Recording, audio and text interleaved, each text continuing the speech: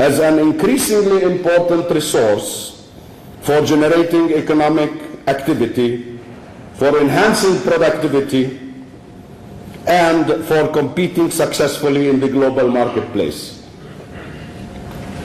While capital and finance are finite and are depleted by use, knowledge has the unique ability to grow when it is shared with others in a structured environment. Thus, in a networked economy and society, knowledge grows exponentially, and ownership of information and knowledge is an important source of wealth. In the knowledge society, jobs also require a new and expanded meaning. The quality of existing jobs and work improves rapidly with more readily available information and new applications and innovations in production and services. Knowledge applications generate new working methods and new ways of organizing work, and most importantly, build networks across physical, functional, and sectorial boundaries, creating a networked economy and society with vast scope for sharing knowledge and experience and undertaking research and development collectively in a networked environment. What has been the impact of the tech and information revolution on jobs? In the past 60 years, world population has grown from 2.5 billion in 1950 to 7 billion in 2010. During the same period, global unemployment has increased threefold, from 0.9 billion to 2.7 billion. The unemployment gap has thus widened globally, but most of it is accounted for by the developing countries, unfortunately, who have lagged behind in sharing the benefits of the knowledge revolution. On the other hand, in the US, while the population grew threefold, from 100 million in the last 100 years, the labor force grew almost fivefold, from 3 billion to 130 million, all of which has been absorbed into the knowledge economy by many technological advances, the most significant of which is the recent decade, the knowledge age. Although globally there has been rapid job creation in the past few decades, it has not kept pace with the growth in population, particularly in developing countries. The gap between employment and population has thus widened, especially among the young people across the world. Globally, in the last decade alone, and 90 million new job seekers, who are mostly young, enter the market every year. Youth unemployment has thus emerged as the one and most important and pressing challenge for all countries, developed, developing, and emerging. Today in Spain, 50% of the young population under 25 are unemployed. And the rate of youth unemployment in countries like France, the United Kingdom, and even the US is well above the norm of the past few decades, ranging from 28% in France to 11% in the US. The world average youth unemployment is estimated to be above 14%. At the same time, paradoxically, labor shortages has become more and more acute, not only in the mature industrial societies, but even in the emerging economies of the South and in some of the developing countries. According to the OECD, by the year 2030, the EU will face a labor shortage of between 70 to 130 million laborers. The US, 17 to 20 million, and China, up to 10 million. So what is behind this anomalous global picture of high youth unemployment and labor shortages coexisting together? One factor is obvious: the rapid population growth in developing countries such as Jordan.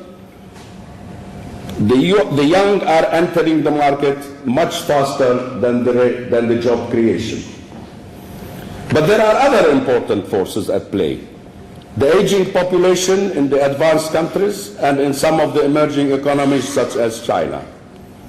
Then there is the impact, and this is the most important factor, of new technologies, including the internet, computerization, robotics, which are changing the nature and geographic distribution of production processes, leading to offshoring and localizing low-wage job destruction in labor-intensive sectors. But at the heart of this anomaly is the widespread mismatch between education and job markets.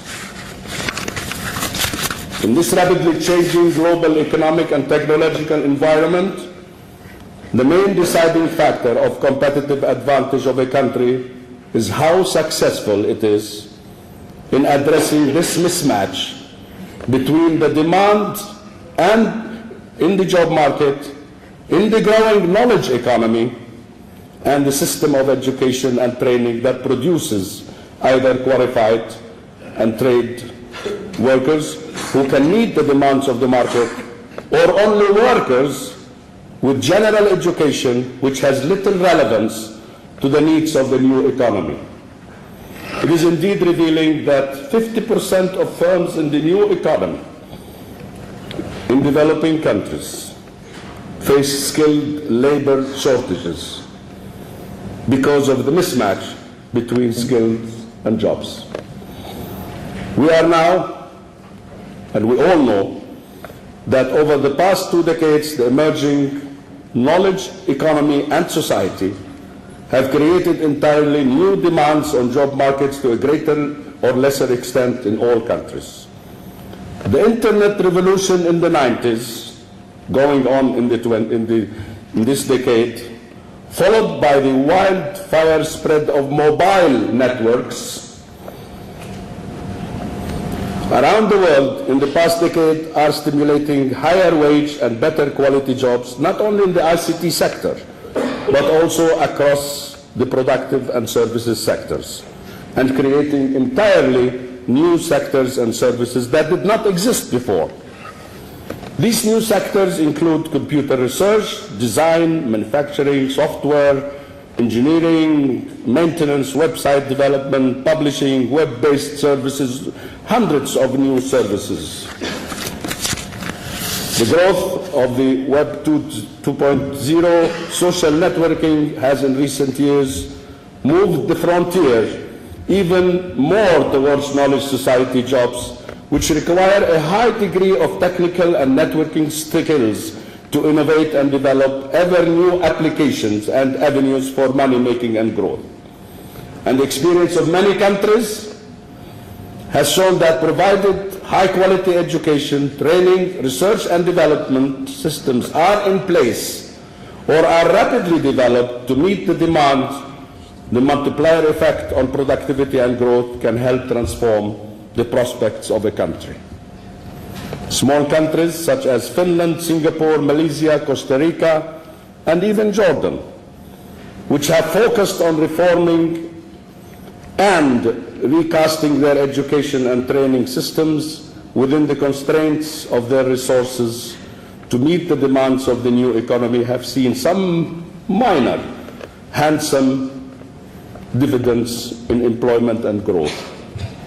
What we need to understand, Mr. Chairman, is that in the global networked economy and society, the creation and diffusion of knowledge are increasingly emerging as the single most important resource, replacing capital as the dynamic factor of social development and economic transformation.